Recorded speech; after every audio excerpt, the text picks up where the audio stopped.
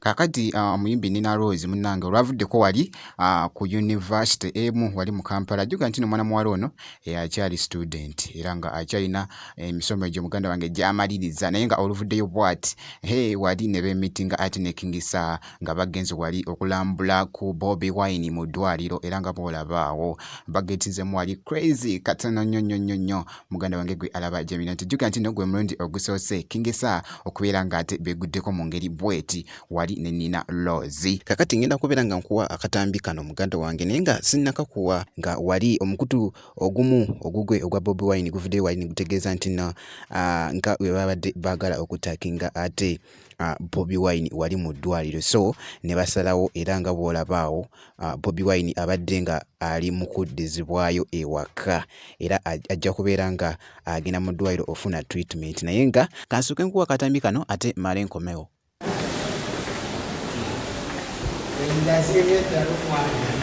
Happy birthday to the king himself.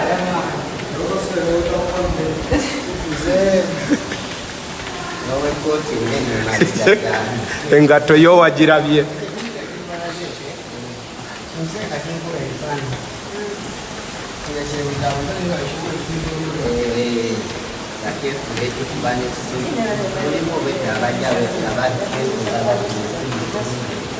Jjukira nti no nkyali n'omuyimbi King Saha era nga bw'olabaawo nga bwe yabadde wali ate ebweru nga bali ne Geno Megadi wali wonna nga bali mu birthday vibe wali ate waggulu muganda wange gwe alaba Gemina Yugi era nga bw'olabaawo embeera bwete bwe yabadde wali webeeguddeko.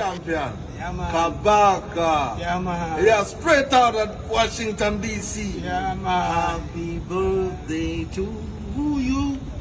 Happy birthday, my brother. Yo. Happy birthday, King Saha. You don't know.